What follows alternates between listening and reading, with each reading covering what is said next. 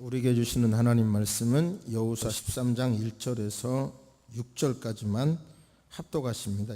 여호수아가 나이가 많아 늙음에 여호와께서 그에게 이르시되 너는 나이가 많아 늙었고 얻을 땅이 매우 많이 남았도다. 이 남은 땅은 이러하니 블레셋 사람의 모든 지역과 그슬 족속의 모든 지역 곧 애굽 왕 시홀 시내에서부터 가나안 사람에게 속한 북쪽 에그론 경계까지와 블레셋 사람의 5 통치자들의 땅 곧 가사 족속과 아스돗 족속과 아스글론 족속과 가드 족속과 에글론 족속과 또 남쪽 아이 족속 땅과 또 가나안 족속의 모든 땅과 시돈 사람에게 속한 무라라 아모리 족속의 경계 아벡까지와 또 그발 족속의 땅과 해 뜨는 곳에 온 레바논 곧 헤르몬 산 아래 바알갓에서부터 하말에 들어가는 곳까지와 또 레바논에서부터 미스르보마임까지 산지의 모든 주민 곧 모든 시돈 사람의 땅이라.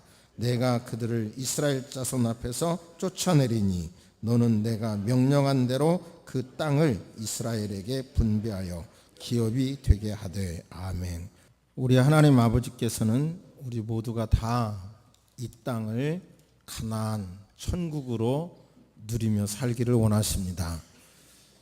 우리 모두 그리스도인뿐만 아니라 비그리스도인도 우리나라뿐만 아니라 모든 열방이 다 그리스도 안에서 하나님의 형상으로 존중받으면서 행복하게 살기를 원하시는 것이 하나님의 뜻입니다.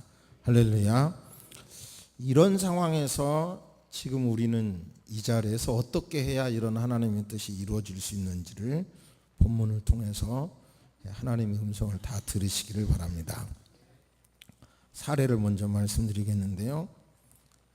일부러 그림을 안 보여줘도 충분히 알 수 있을 것 같아서 안 보여드리는데, 기도하는 손 그림 다 보시죠? 기도하는 손. 그 기도하는 손 그 배경이 듀러라고 하는 분이 그렸는데 지금 독일의 뉘른베르크 박물관에 그 그림이 소장되어 있다고 그래요. 근데 사연이 어떻게 되느냐면 이 듀러와 나이스타인 두 사람이 친한 친구인데 둘 다 탁월한 미술의 소질이 있었다고 합니다. 그런데 그때나 지금이나 이 예술을 하는 데는 돈이 많이 들지요.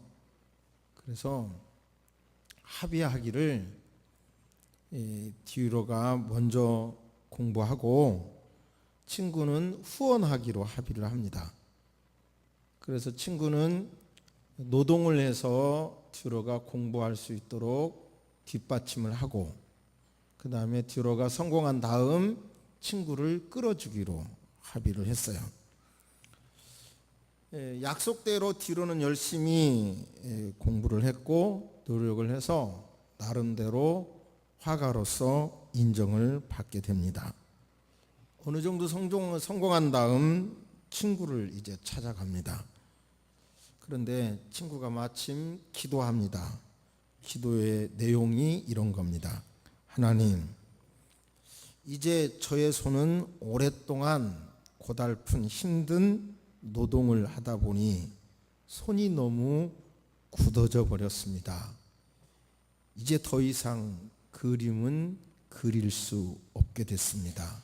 하지만 제 친구가 내 대신 뛰어난 화가가 되게 한 것을 감사합니다. 저는 더 이상 바랄 것이 없으니 하나님 듀러를 훌륭한 화가로 사용해 주세요. 이렇게 두 손을 모으고 기도하는 거예요. 그 친구의 기도 소리를 들으며 그 손을 그린 것이 바로 그 유명한 기도하는 손 그림이라고 합니다. 이런 비슷한 내용은 우리나라 초등학교 교과서에도 많죠. 참 이런 글을 읽을 때도 읽을 때면 마음이 따뜻해지죠. 근데 여러분에게 묻습니다. 여러분이 뒤로처럼 먼저 공부하는 거라면 땡큐겠지만 뒤에서 후원하라는 거 한다면 아멘 하시겠습니까? 할 사람 있습니까? 예? 지금 이건 따뜻한 이야기로는 다 듣지만 현실적으로 날더러 그렇게 살라 그러면 살만한 사람이 어디가 있겠어요? 참 드물지 않겠어요? 우리나라가 70년대, 80년대에 누나가 열심히 공부해서 동생을 출세시켰다. 이런 얘기 많잖아요. 가발 공장에 와서 출세시켰다. 그런 사람들을 다 찾아다니면서 그렇게 살아온 삶을 후회하지 않습니까? 대가를 받았다고 생각하십니까? 묻는다면 얼마나 많은 사람들이 후회하지 않습니다. 대가 보상 충분히 받았습니다 라고 할 만한 사람이 얼마나 있겠어요? 그 당시 그런 사람이 많았어요. 그런데 내 나름대로 보상을 받았어요. 내 할 도리는 했어야 할 사람은 있겠지만 참 보상을 받았어야 할 사람은 드물 거라고 생각합니다. 그런 이유가 어디가 있다고 생각하세요? 이렇게 시대가 변해버리게 된 이유가 어디가 있다고 생각하세요? 제로섬 게임 들어보셨어요? 쉽게 말하면 경마 같은데 100만 원이 든다고 하면 100만 원이 배팅이 됐다고 하면 경마장 운영비를 20만 원 떼고 80만 원을 한 사람에게 몰아주어서 모두 다 잃는 거예요. 한 사람만 갖고. 그런 걸 제로섬 게임이라고 그러죠. 지금 현대 사회 구조가 무한 경쟁 속에서 그렇게 된 거예요. 누군가가 차지하면 누군가는 잃어야 하는 거예요. 그러기 때문에 아까 말씀한 그런 애가 마음은 따뜻하지만 날더러 그렇게 하라 그러면 선뜻 할 사람이 참 찾기가 힘든 세상이 돼버렸다는 얘기예요. 옛날에 조삼모사라는 말이 있잖아요. 원숭이를 기르는데 형편이 어렵게 돼. 그러니까 곡식을 줄이는 거예요. 원숭이 곡식을. 그런데 아침에 3개, 저녁에 4개 주니까 막 원숭이들이 짜증내. 그래서 그 사람이 아침에 4개, 저녁에 3개 주니까 합은 하루에 7개잖아요. 그런데 원숭이가 짜증을 안 내더래요. 그런데 여러분, 요즘 현대인들은 그냥 똑같은 거 말만 바꾼 거다가 아니라 아침에 4개 주는 걸 좋아하죠. 왜 그런 줄 아세요? 아침과 저녁 사이에 무슨 일이 벌어질지 모르는 거예요. 그리고 또 그 하루라고 하는 계산을 1년으로 보면 이자 소득도 있는 거예요. 그러니까 아침에 일단 4개 받아놓고 보려고 하는 심정이 우리 머리에서부터 발끝까지 꽉 몸에 지금 쩔어버린 거예요, 우리가. 자, 이런 상황에서 과연 그리스도인은 어떻게 살기를 원하시는지, 하나님은 지금 현대인들, 현대 그리스도인에게 어떻게 살기를 원하시는지, 이 본문은 이제 잘 아시는 대로 땅을 요단 동편 점령했고 서편에서 여리고성을 그리고 아이성을 점령한 다음 그리심산 에발산에서 축복과 저주를 선포하고 아멘 그렇게 함으로 계약을 맺어요. 그 다음에 기브온의 반역, 그들의 입장에서 보면 반역이죠.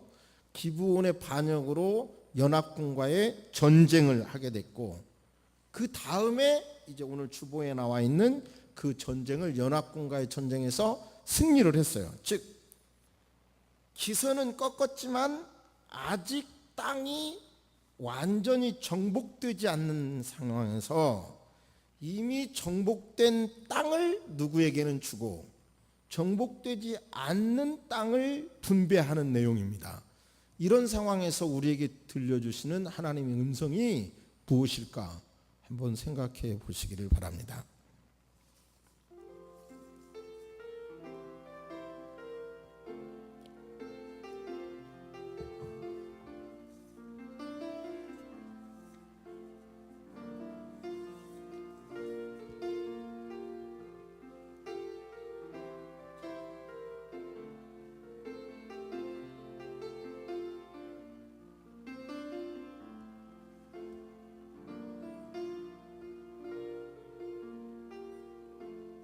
성경을 한번 펴시기를 바랍니다. 1절에 보시면 계기가 여호수아가 나이가 많아 늙으니까 여호와께서 그에게 이르시되 너는 여호수아 너는 나이가 많아 늙었고 그 다음에 늙었는데 얻을 땅이 매우 많이 남아있다.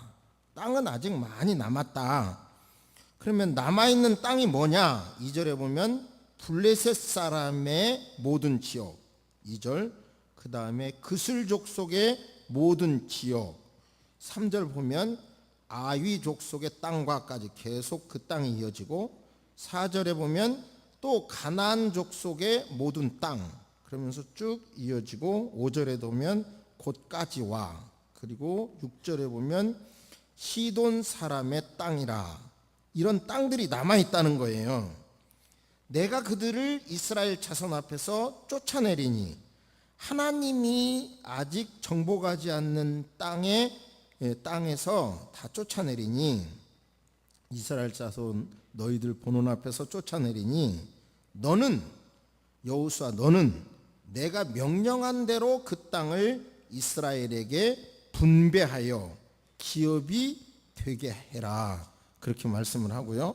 7절에 보면 그 땅 분배가 뭐냐면 9지파와 므낫세 반지파에게 나누어 기업이 되게 하라. 그러죠.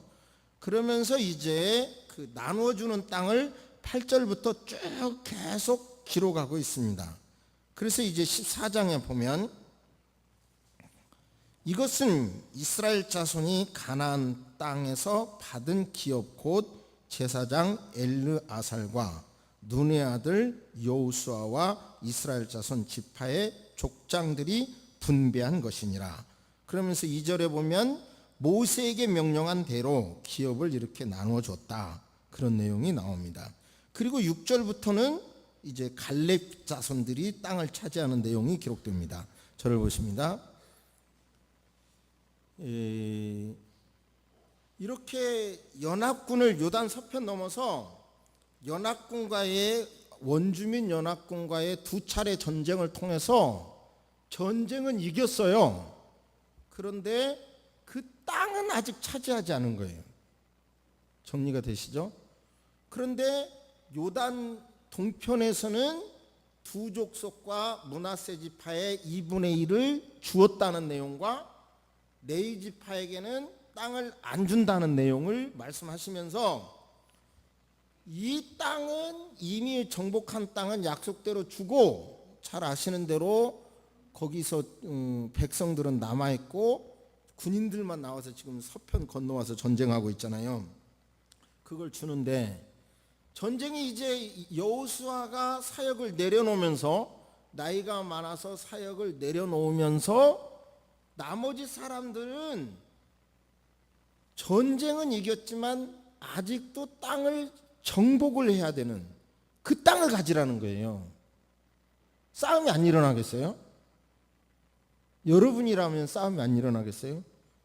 아니 누구는 이렇게 이미 옛날부터 모세 때부터 주었지만 주고 그리고 여기 이 땅은 분배라고 하는 게 아직도 여호수아가 다 늙어서 죽는 건 아닌데 여호수아는 이제 손을 놓겠다고 그러면서 누구는 어느 땅 가져라 누구는 어느 땅 가져라 누구는 어느 땅 가져라 이렇게 하니까 거기서 분쟁이 안 일어나겠냐고요. 근데 제가 볼 때 참 여기서 분쟁이 안 일어난 것이 정말 하나님의 은혜인 거예요. 그냥 얻을 땅을 아멘하고 갈렙 족속부터 전쟁을 해가지고 들어가서 그 땅을 차지하는 겁니다. 그 결과 약속대로 하나님이 내가 싸워주겠다 한 약속대로 그 땅을 차지할 수가 있었던 거예요. 다시요. 이 블레셋이나 아직도 정복하지 않은 땅을 비롯하여 이제 정복하지 않은 땅들에 대하여 분배를 해. 그런데도 아무 잡음이 없었다는 건 정말 대단한 거죠. 그런데 분배라는 게 얼마나 어려운 줄 아세요? 남녀 평등이라고 그러잖아요. 남녀 평등. 근데 남녀 평등을 하다가 보면 그럼 공중 화장실을 칠 때요, 이렇게 칸칸이 막는 걸 남녀 평등이라고 해서 똑같이 10개를 놓는다면 어떻게 되겠어요? 남자도 10개, 여자도 10개. 그러면 여자는 다 개인만 사용해야 되잖아요. 그럼 평등이라고 하는 이론만 갖고 말하면 이거는 뭐 여자는 줄 서서 읽어야 될 거고요. 안 맞죠. 이 평등이라고 하는 문제가 예를 들어 쉽게 보면요, 정부에서 예산을 짤 때도 제로로 놓고 시작하는 예산 방법이 있어요. 모든 걸 필요한 것만 탁 놓고 선별해서 예산 짜는 방법. 근데 그렇지 않죠. 왜냐하면 12월 달에 갑자기 옆에 보도블록 뜯어갖고 막 일하잖아요. 그 얘기는 어떤 부서에 예산이 책정됐는데 안 쓰죠? 그러면 다음에 안 주니까 그거 써버리려고 그러는 거예요. 얼마 전에도 종로에서 어떤 사건이 벌어지는데 그것이 경찰서에서 관할을 해야 할 건지 종로구청에서 무슨 과에서 해야 될지가 명백하지 않으니까 그냥 손 놓고 있다는 뉴스를 봤어요. 이게 바로 이제 분배의 또 다른 모습이죠. 지금 우리가 살고 있는 이 시대의 가장 커다란 핫 이슈가 분배의 문제입니다. 분배. 예를 들어 보세요. 어느 그 의료보험을 보니까 어떤 할머니가 1년에 병원을 400번 간 할머니가 있대요. 400번. 1년이 365일이고 저기 저 공휴일이 있는데 어떻게 400번을 갈 수 있어요? 근데 의료보험에 딱 나오잖아요. 그러니까 아침에도 가고 저녁에도 가고 그냥 습관적으로 가는 거예요. 그러니까 이런 경우는 누군가가 지금 이 할머니 때문에 피해를 보는 거죠. 별로 표정이 이해가 안 되시니까 더 저기 아산에 가보면 낮에 할머니 할아버지들이 많대요. 그 이유는 거기까지 기차가 공짜니까요. 그냥 거기까지 기차 타고 오셔서 거기서 밥사 잡수고 온천하고 하루 놀다 오신대.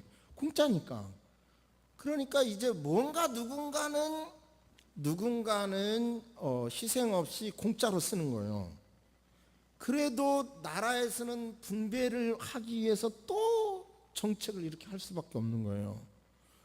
크게 보면 지금 이 자본주의 이런 것도 계속 보면 우리 기독교에서 청교도 정신으로 자본주의, 건강한 자본주의를 낳았다. 그런 건 우리가 이미 많이 알고 계시고요. 근데 몇 주 전에 설교에서도 그런데 자본주의는 나왔는데 자본주의 처음에 주창한 정신은 잃어버렸다. 그런 말 한 적 있잖아요. 지금 우리 시대에. 근데 지금도 뭐 어느 통계가 맞는지 몰라도 2%의 사람이 96% 내지 98%의 재산을 가졌다는 거예요. 지금 세계가. 이 문제를 어떻게 극복해 가야 되느냐 이거예요. 그러니까 이 분배의 문제 이거 절대로 쉬운 문제가 아닙니다. 그런데 여기에서 이 본문 안에서는 이미 정복한 땅은 너 같고 블레셋이 있고 이렇게 정복하기 어려운 땅은 아직 남았다. 근데 누구는 여기 땅을 가져라 이렇게 분배하는데 아무 문제가 없다는 게 이거 대단한 거라고 생각해요. 대단한 것을. 근데 여호수아가 늙었다 그러잖아요. 그런데 정말 우리 문제에 있어서 우리가 기도해야 될 기도인데요. 그리고 여러분이나 여러분 자손이 이런 그리스도인이 되도록 우리는 지금 절박하게 기도해야 될 때예요. 여호수아는 어때요? 14장 한번 1절 보세요.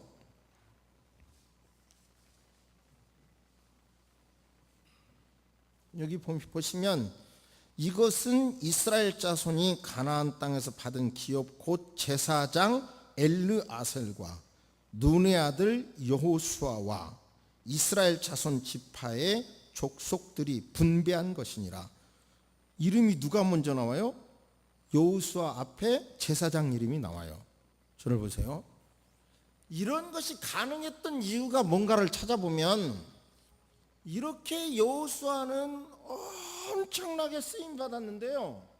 쓰임 받았는데 늙었으니까 이제 너는 은퇴하라 하시고는 그 다음에 14장에 딱 나오니까 엘르에살이 먼저 나오고요.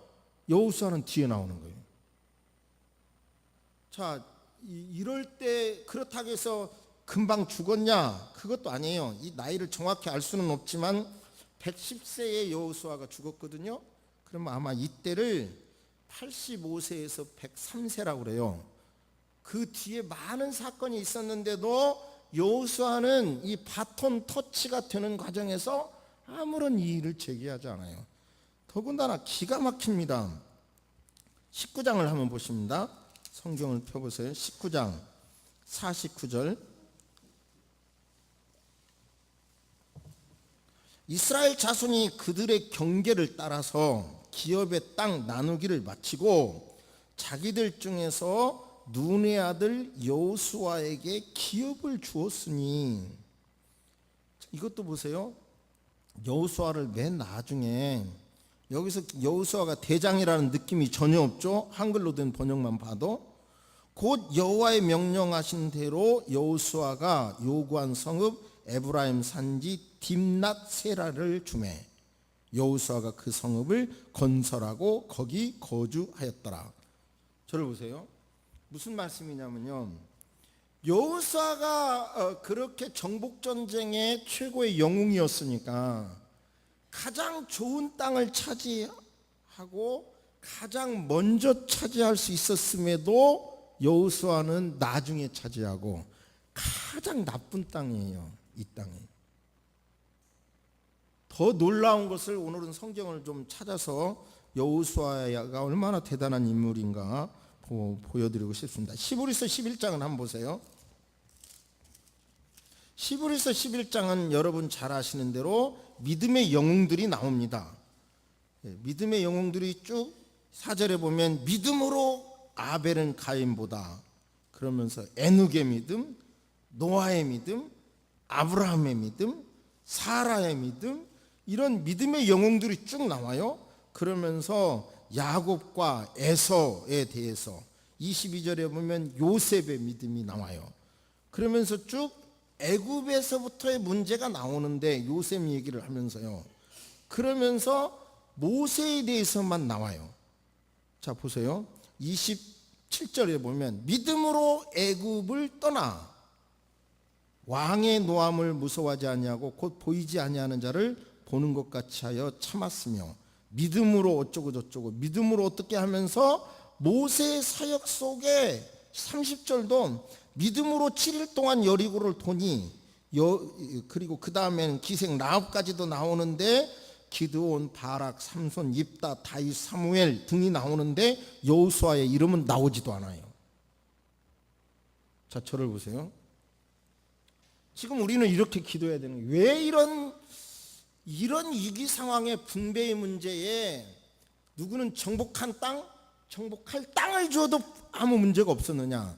이때 싸움이 났다고 하면 이 민족은 여기서 주저앉아요. 그런데 이런 지도자가 있었기 때문이라는 거예요. 여호수아를 보니까 정말 그렇게 이름도 탁 바뀌어. 그리고 땅을 차지할 때도 맨 늦게 받아. 그리고 히브리서 11장에 보면 여호수아의 사역은 이름도 빼. 그리고 땅도 제일로 그 나쁜 땅을 차지해. 공동체를 먼저 생각하는 지도자, 그런 지도자가 있었기 때문에 가능했던 거라고 봅니다.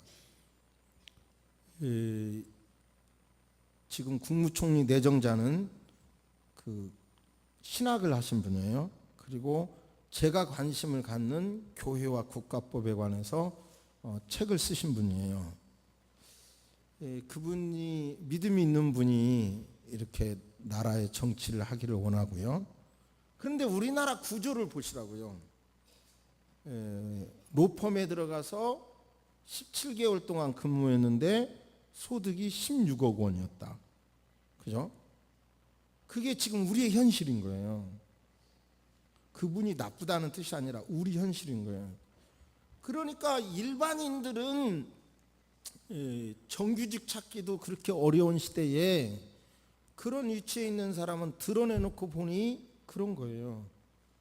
그러니까 그런 것을 무슨 6개월 만에 옛날 총리하신 분은 또 얼마를 벌었다고 하는 걸 보면서 참 저 같은 경우는 참 이게 존경심이 안 가는 거죠. 이 사회에 아주 잘못된 썩어진 냄새 나는 모습을 보는 것 같은 거죠.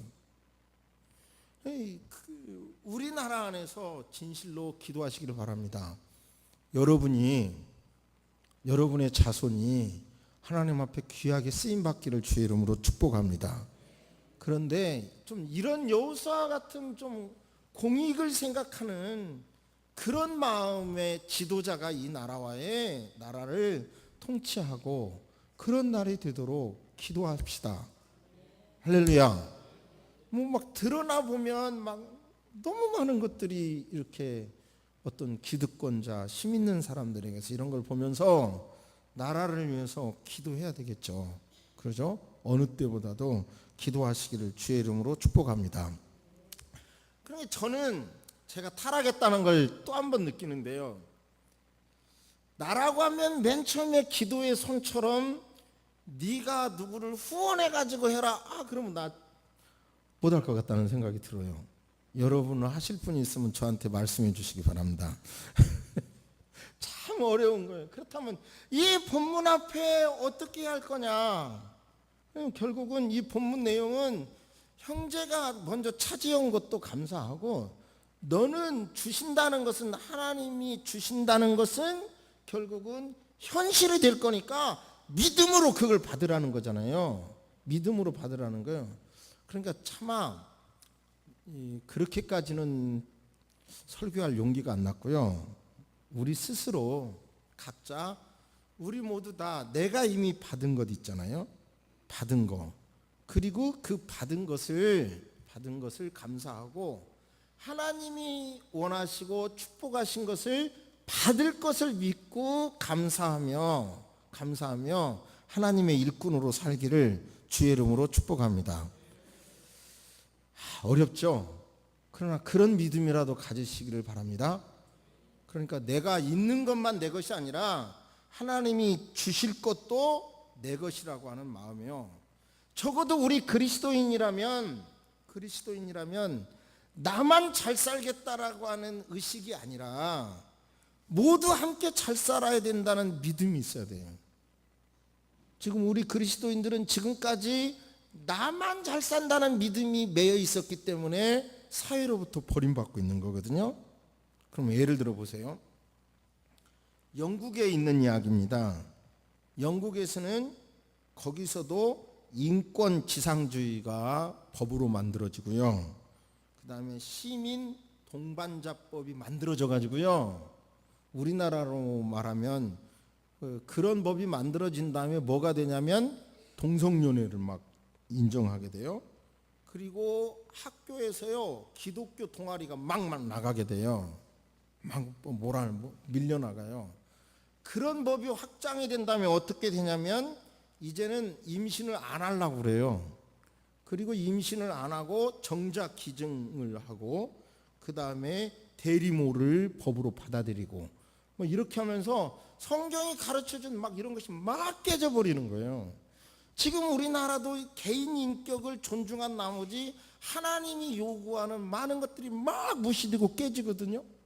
우리 그리스도인들은 정말 함께 살기 위해서 이 땅에서 함께 살기 위해서 우리 한반도에서 그리고 이 지구상에서 하나님의 형상을 닮은 인간들이 함께 살기 위해서 이런 것도 기도해야 되는 거예요. 무슨 말씀인지 아십니까? 함께 살기 위해서 하나님의 뜻대로 받은 것만이 하나님의 것이 아니라 주실 것도 하나님의 것이라는 것을. 그러면서 우리 의식 구조 속에 아주 뼈저리게요. 아, 맞아. 이제는 혼자 살라고 하는 시대가 지났다는 생각을 이제는 가지셔야 합니다. 에빈 토플러가 제3의 물결이라는 말로 유명했죠. 그래서 결국은 정보화 시대라는 건데, 이 정보화 시대는 무한 경쟁, 제로섬 게임, 승자 독식, 조금 전문 용어를 쓰면 신자유주의, 이게 무한 경쟁인 건데요. 그래서 엄청난 기술을 만들고 부가 만들어지고, 그러나 한편 무서운 질병이 생기고, 그러나 또 크게 보면 양극화가 생긴 거예요. 분배 문제가 생긴 겁니다. 근데 이제는 모두가 다 이래서는 안 되고 협업, 어느 분이 그걸 주장해요. 그분이 이제 제3의 물결은 지났고 제4의 물결 시대가 왔다. 제4의 물결이란 협업, 같이 살아야 된다, 이런 건데요. 지금 우리가 살고 있는 이 시대 속에서는 나만 잘 살아야 된다라고 하는 것이 아주 뼈저리게 바꿔져야 됩니다. 바꾸시기를 주의 이름으로 축복합니다. 여러분의 가족 중에서 시어머니 한 분만 아파보세요. 치매 걸려보세요. 모든 집안이 다 이렇게 어려울 수밖에 없잖아요. 지금 무슨 질병 하나가 나온다고 그러면 뭐 전 세계가 두려워 떨잖아요. 이제는 의식적으로 나만 잘 산다는 생각으로는 뒤떨어진 생각이에요. 함께 잘 살아야 된다. 저 사람은 가진 사람이고 아직 나도 갖기는 갖지만 나는 내 손에 쥐지는 않았다 할지라도 하나님의 약속이 있으면 될 것을 믿는 믿음으로 함께 너도 잘 살고 나도 잘 사는, 함께 잘 산다는 그런 마음을 가져야 이 지구가 하나가 되고요. 결국은 나도 너도 함께 하나가 된다는 사실을 깨달으시기를 주의 이름으로 축복합니다. 한번 구체적으로 이 말씀을 어떻게 적용해 보실 건지, 여러분의 삶에서 한번 어떻게 적용해 보실 건지 한번 생각해 보시기를 바랍니다.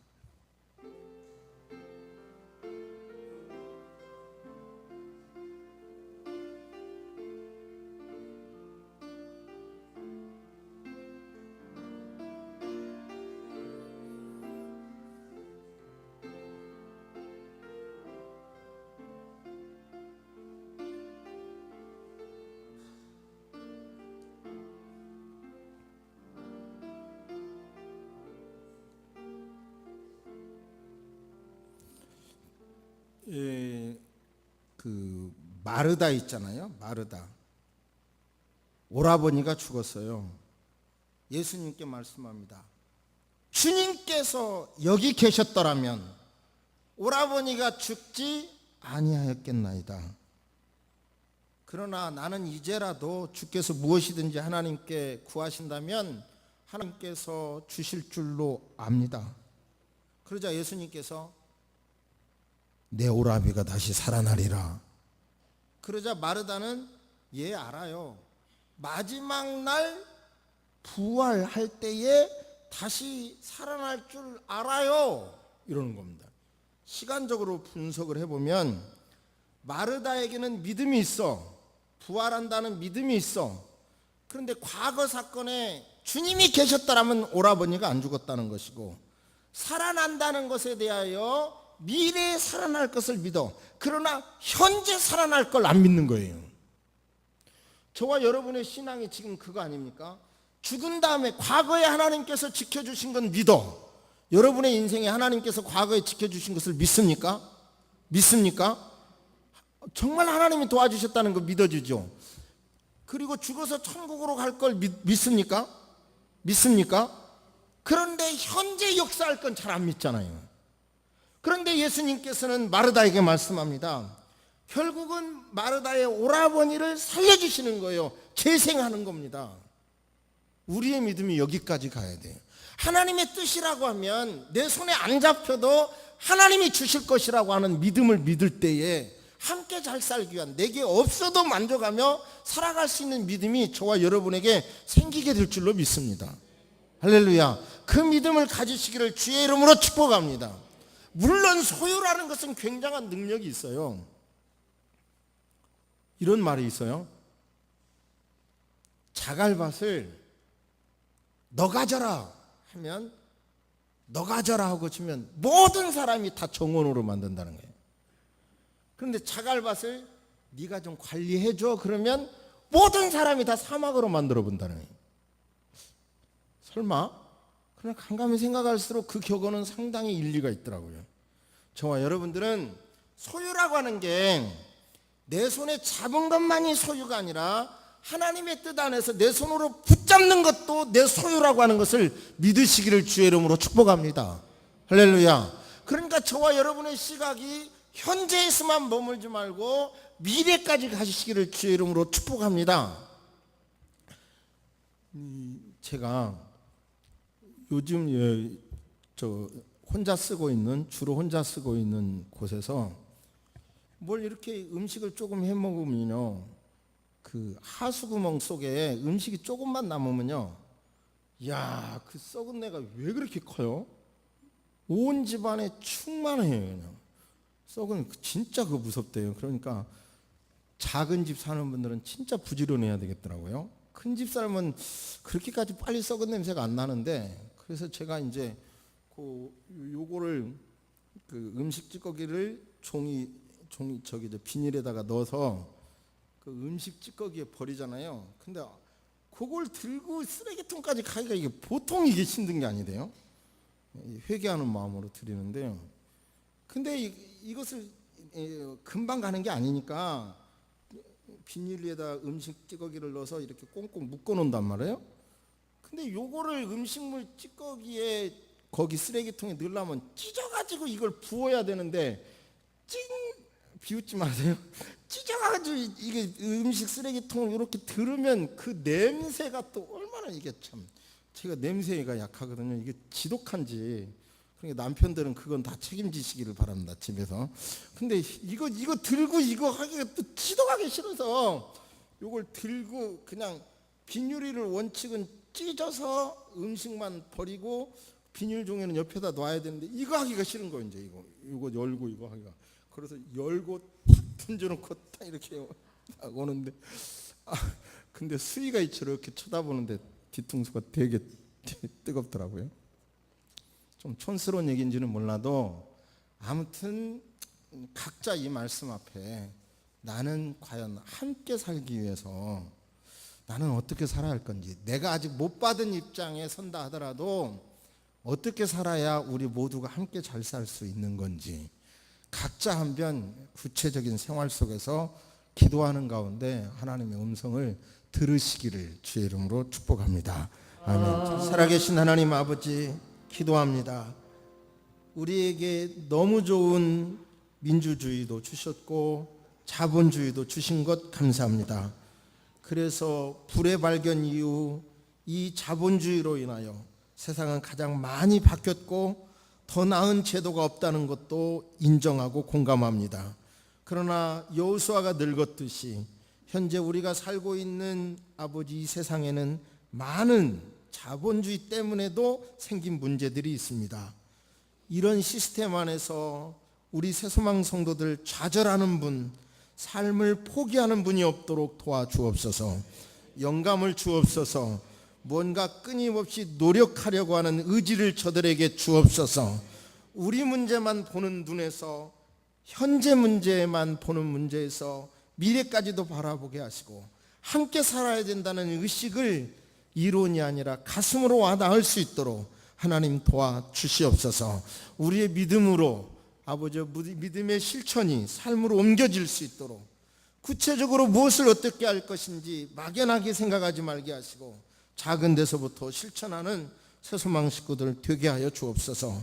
나만 혼자 편히 살 수 있는 것이 아니라 내가 십자가 지더라도 함께 잘 살아야 된다는 그런 믿음을 허락하여 주옵소서.